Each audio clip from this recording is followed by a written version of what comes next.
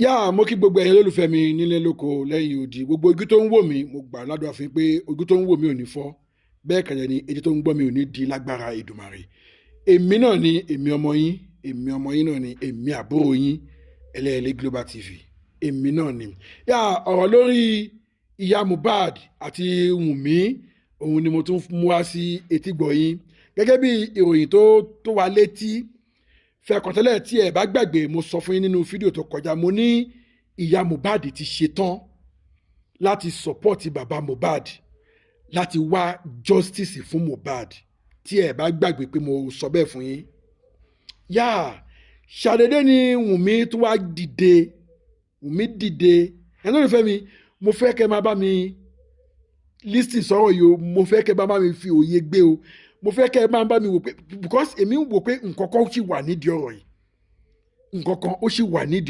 ẹ̀yin olólùfẹ́ mi mo fẹ́ kẹ́ ẹ máa bá mi ká lọ. bí ìyá Mohbad ṣe dìde sìn tó ní òun ṣetán justice fún ọmọ òun bó tiẹ̀ ti lè jẹ́ pé èmi gẹ́gẹ́ bí ẹnìkan mi ò fi taratara gba wúmà yìí gbọ́ because gbogbo wa tó ti hù sẹ́yìn abiyamọ ò kì í ṣe bẹ́ẹ̀ abiyamọ gidi kò kí ń ṣe bẹ́ẹ̀ àtọ́ ìwọ tó bá lè gbé oyún sí ní fódìndí oṣù mẹ́sàn-án ìjọ títa ìjọ ríro ìjọ kó lè sùn ìjọ kó lè má sùn tó wá bí ọmọ náà sáyé tó wá rí ọmọ náà títí di 10 years bá a ṣe gbọ́ pé ó àbádọ́ ọmọdé yìí ní 10 years tọmọ náà tó wá dàgbà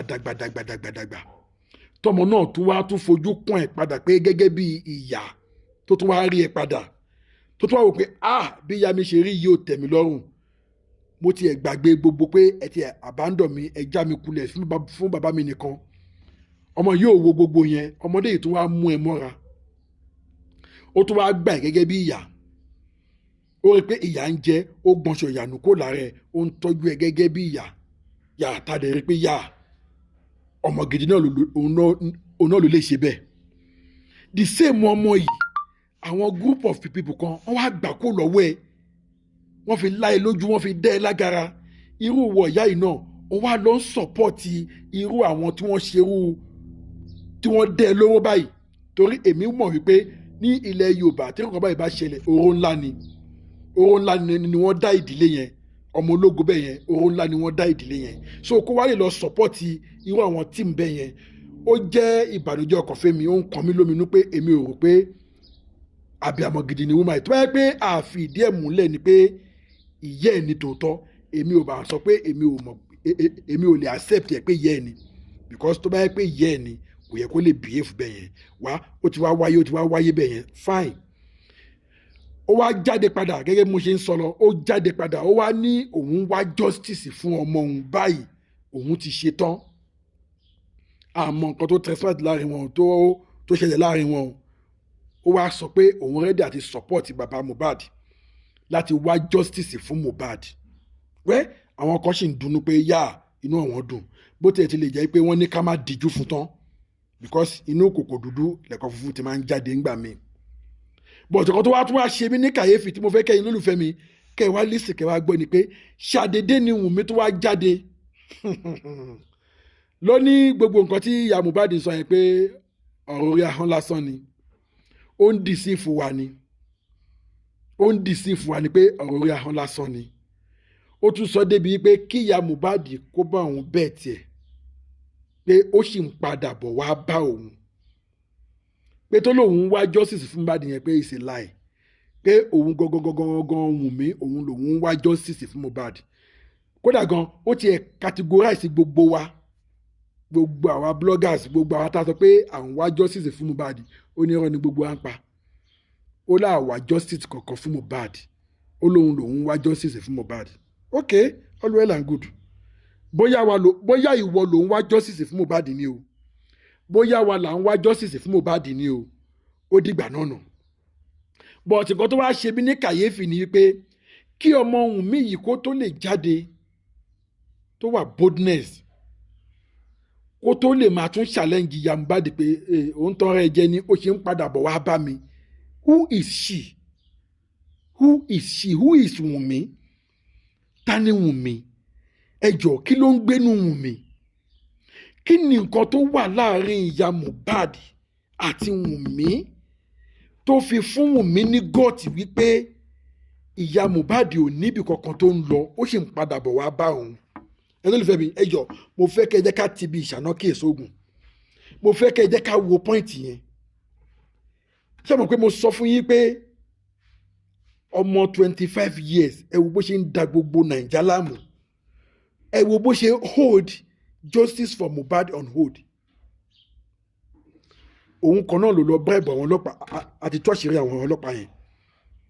nínú fídíò tí mo send,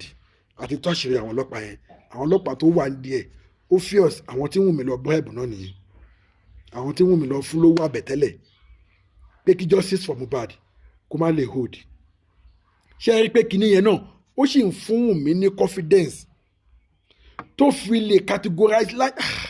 ọlọ́run ọmọdé yìí in fact nǹkan kan gbénú ẹ o, nǹkan kan gbénú ẹ o. bó ṣe rí pé gbogbo the whole Nigeria wọ́n wá justice fún Mohbad,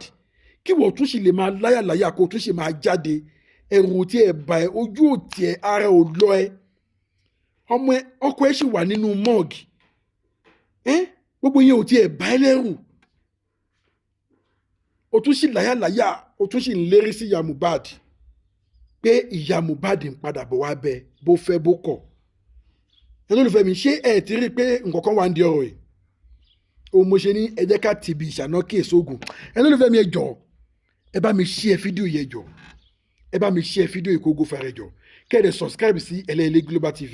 ṣé àwọn kí mo sọ fún yín, mo ní gbogbo bí ọ̀rọ̀ justice for Mohbad bó bá ṣe ń lọ, mi ní fi dá yín lágara o, mi ní fi dá yín lágara. gbogbo àṣírí bó bá ṣe ń jáde àwọn máa fi tó yín létí. kò tún jẹ́ nǹkan tá a tún gbọ́ lórí ọ̀rọ̀ Wùnmí àti ìyá Mohbad tó ń lérè fatafata. ó tún ní kíyà Mohbad kó bóun bẹ́ẹ̀ tiẹ̀, ìyá Mohbad sì ń padà bọ̀ wá bá òun, ó sì ń padà bọ̀ wá bẹ òun, ó sì ń padà bọ̀ wá join ní kákọ́ọ̀sì òun padà, tó ṣó wípé ọmọ yẹn ó ní nǹkan tó gbójúlé. ẹ lólùfẹ́ mi ẹ jẹ́ bá mi share fídíò yẹn jọ,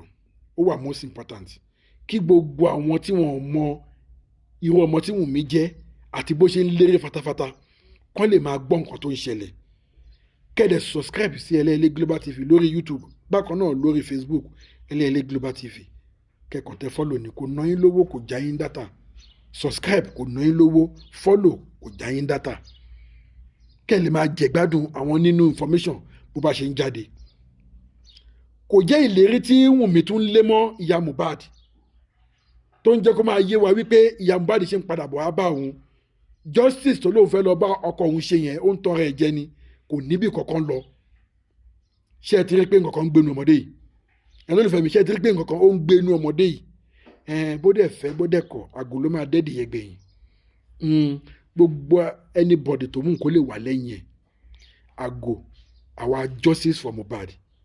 ló máa dẹ́ẹ̀dì yẹn gbẹ̀yìn. ó ń pe àwa ní injustice, àwa làwọn ò wá justice fún Mohbad, òun lòun wá justice fún Mohbad. all well and good. ká máa wo nǹkan tó máa tẹ̀yìn ẹ̀ jáde. ẹni olùfẹ́ mi àní rí jù báyìí lọ lórí ọ̀rọ̀ Wùnmí tó ń lérè fatafata mọ́ ìyá Mohbad, tó ní ìyá Mohbad kò síbi kankan tó ń lọ, ó sì ń padà bọ̀ wá sínú kákọ̀sì òun, ó fẹ́ ó kọ̀. àmọ́ ohun tó gbójúlé o, àmọ́ ohun tó gbójúlé o. àmọ́ ìyá Mohbad fún ara ẹ̀ náà ó wá kù sí ẹ lọ́wọ́. challenges ni Wùnmí fún ẹ yìí o, ó wá kù sí ẹ lọ́wọ́. bóyá lótìtọ́ àti lódodo lòun wá justice fọ́mọ ẹ, a fẹ́ mọ̀ báyìí. bóyá ìṣẹ̀lẹ̀ olóde ń deceive gbogbo wa, a fẹ́ mọ̀ báyìí. fẹ̀kọ̀ tẹ́lẹ̀ èmi gẹ́gẹ́ bí ẹnìkan mi ò tí ì fi taratara, mi ò tí ì fi gba titi ẹ, torí kí ni òun náà ni Wùnmí tó ti ń lérí yìí. àmọ́ bí tẹ́jọ́ dì sí o, àwọn àgbà ló bọ̀ wọ́n ní àmọ́ bí tán kí fádé kan tó gbàgbé òkèrè. ẹ̀yin lẹ mọ̀ bí tẹ́jọ́ kí fádé o kẹ́ tó gbàgbé òkèrè. àmọ́ nǹkan tó jọ wà láàrin yín, but àwa justice for Mohbad àwa mọ̀ pé bó pẹ́ bó yá àṣírí máa tú. gbogbo nǹkan tẹ́ ń bò àṣírí ẹ̀ máa tú. ẹ ṣe pé ẹ lólùfẹ́ mi, mo kí gbogbo yín pé ojú tẹ́ fi ń wò mí kò ní fọ́, bẹ́ẹ̀ kẹ́ etí tẹ́ fi ń gbọ́ mi ò ní di. ọwọ́ yín tẹ́ ń kìbọ̀ sàlẹ̀ àpò tẹ́ fi ń ra dátà, àgbà náà ní wọbẹ̀ lágbára Èdùmàrè. èmi ni màmá wá, ẹ̀yin ni màmá bá lórí ọ̀rọ̀ Wùnmí àti ìyá Mohbad. ibi tá a gbé rí dé nìyẹn o. ire o.